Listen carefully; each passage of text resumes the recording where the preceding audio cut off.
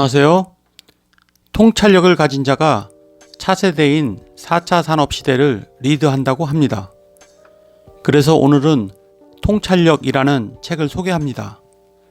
이 책은 수년간 대기업 임원 및 CEO를 코칭해온 우수명 코치가 알려주는 리더의 조건인 통찰력에 대해 설명하고 있습니다. 그러면 책의 주요 내용을 살펴보도록 하겠습니다. 1. 왜 통찰력인가? 통찰이 가져온 결과의 차이. 지금처럼 초고속 엘리베이터가 있기 전 초창기 엘리베이터는 무척 느렸다. 사람들의 불만을 없애기 위해 노력했지만 기술력이 역부족이었다. 그런데 한 사람이 이 문제에 대해 다르게 접근했다. 엘리베이터 안에서 사람들이 속도에 집착하는 것은 그 공간 안에 주의를 끌 것이 없기 때문이다. 시선을 끌 뭔가를 제공하면 속도는 문제가 되지 않을 것이다. 그 사람이 고안해 낸 것은 바로 거울이었다. 엘리베이터 안에 거울을 붙인 뒤 어떤 변화가 있었을까? 속도 때문에 불만이던 사람들의 불평이 사라졌다. 현대 조직의 리더들이 가장 필요로 하는 것. 경영자는 통찰력, 협상, 동기유발, 자원 발굴, 임파워먼트. 중간관리자는 팀빌딩, 진단평가, 동기유발, 통찰력, 갈등관리. 영화 한 편은 감독 혼자 만들어내는 작업이 아니다. 천만 관객의 마음을 사로잡은 성공한 감독들의 공통점은 권위를 내세우기보다 팀 구성원들의 눈높이에 맞추어 수평적 연대의식을 만들어낸다는 것이다. 2. 조직을 살리는 통찰력. 조직이 원하는 리더십의 변화. 조직을 이끌어가는 리더라면 성과를 위해 조직원들의 동기를 유발하고 영감을 불러일으킬 수 있어야 한다.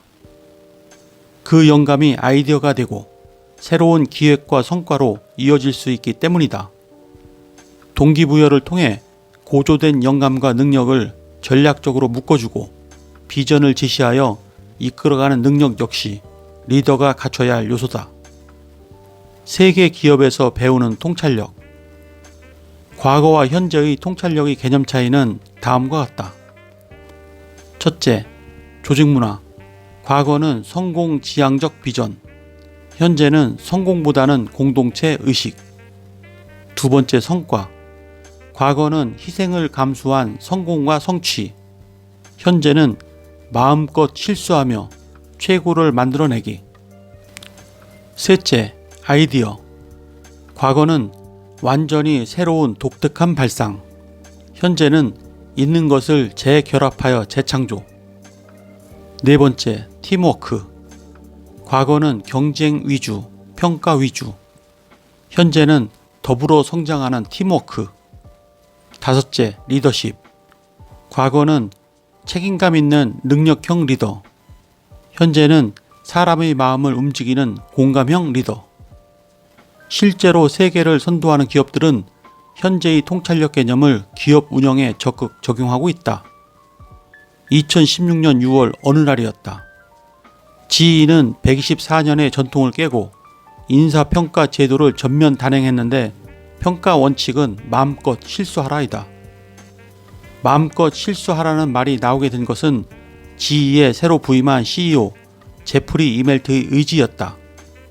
성과 위주로 흘러가는 기업 분위기를 바꾸고 새로운 혁신을 시도할 때 동반되는 리스크를 기꺼이 감수하겠다는 각오다. 3.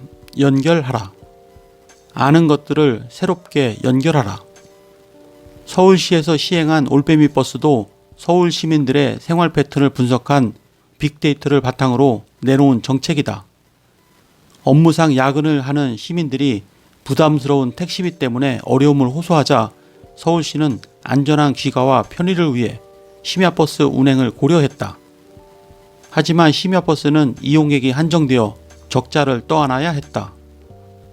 서울시는 이 문제를 빅데이터를 활용하여 해결했다.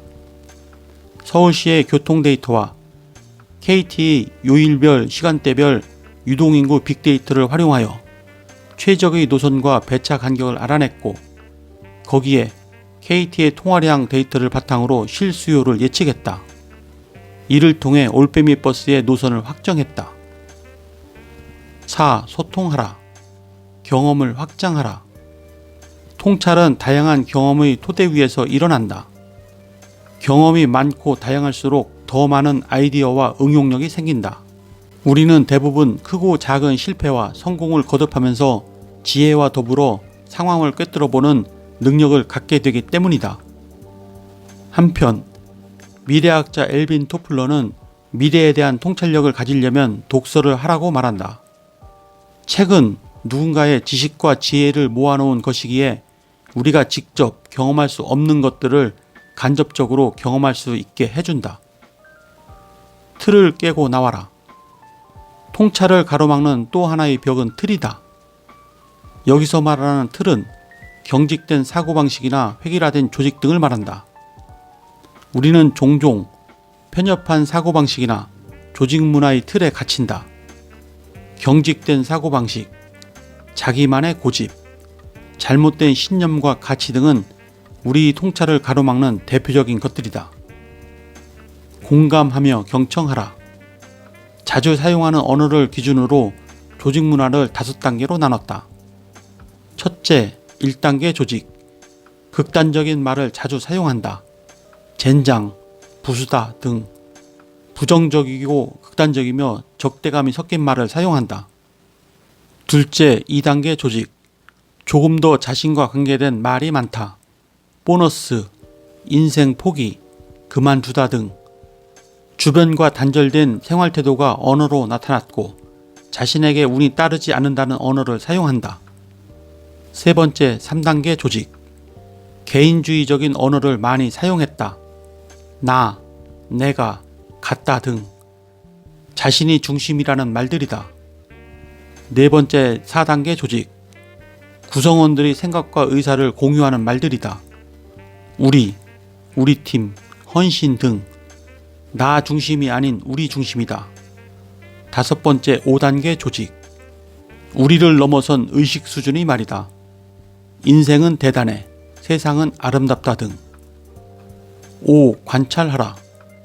사람들의 필요를 관찰하라. 실제로 공자가 제자들과 나눈 대화를 보면 통찰력이 뛰어났음을 알 수 있다. 자로, 자공, 안회는 모두 공자의 사상에 영감을 받은 인물로서 공자의 가르침을 받았는데 공자는 세 사람에게 똑같은 가르침을 주지 않았다. 원리 원칙대로 모든 일을 행하던 자로에게는 규칙과 규범으로 설명하거나 설득했고 사고로 유연했던 자공에게는 같은 사안이라도 이해득실을 따져 합리적으로 설득했다. 또한 사상적으로 동지였던 안회에게는 감성에 호소했다. 중국 춘추 시대의 소문난 책사로 인정받은 제갈량은 주장했다. 무릇 위정자는 중인들의 지혜를 모으고 널리 유익한 의견을 들어야 한다. 혹여 작은 틈이라도 생겨 상호 소원해지거나 다른 의견을 들을 수 없게 되면 국가에 큰 손실을 입히게 된다. 자기 생각보다 다른 사람의 생각을 읽는 것이 중요하다는 사실을 알았던 제갈량. 그가 왜 탁월한 책사였는지 엿볼 수 있는 대목이다. 그는 사람들의 다양한 입장을 생각해보고 관찰해 봄으로써 탁월한 통찰력을 얻었던 것이다. 6. 평정심을 유지하라. 자신을 깊이 들여다보라. 진정한 평정심과 마음의 안정은 자신의 존재 가치를 깊이 통찰할 때 얻어진다. 어떤 기업의 임원을 만났는데 그는 당시 큰 스트레스를 받고 있었다. 자신이 속한 팀이 하루아침에 사라질지도 모른다는 불안감 때문이다. 다급해진 그는 혼자 이리저리 뛰며 난관을 헤쳐나갈 전략을 짜기 위해 노력을 기울였다. 하지만 진전은 없었다. 그때 그의 상황을 알고 있던 전략기획팀의 동료가 넌지시 말을 건넸다. 혼자 해결하려고 하지 마십시오. 둘이 만나면 2가지 안이 나오고 10이 만나면 10가지 대안이 나옵니다. 알고 있는 것들이 모두 다르잖아요. 그 말을 듣고 보니 맞는 말이었다. 그날부터 그는 팀원들과 함께 대책을 논의하고 실천에 들어갔다. 그 결과 놀라운 결과가 효과로 나타났다. 7. 몰입하라. 가치에 집중하라. 몰입이 잘 되게 하려면 가치, 자율성, 지식과 기술, 성취감이라는 조건이 갖춰져야 한다고 말한다. 좀 더 설명하자면 자신이 하는 일에 가치가 있다고 판단될 때 몰입하게 되고, 자신이 선택으로 자율적으로 일했을 때 몰입하게 되고, 일을 잘할 만한 수준의 지식과 기술이 충분할 때 몰입하게 된다는 뜻이다. 조직 생활에서 일에 대한 가치를 느끼는 것은 매우 중요한 일이다. 네, 이상으로 책의 주요 내용을 살펴보았고요. 이 책은 주요 기업 임원 및 CEO 코칭 17년 경험을 모은 통찰력의 진수인 책입니다. 시대와 사람을 읽는 통찰력을 이해하는 데 도움이 되셨다면 구독과 좋아요 부탁드립니다. 그러면 다음 시간에 뵙겠습니다. 감사합니다.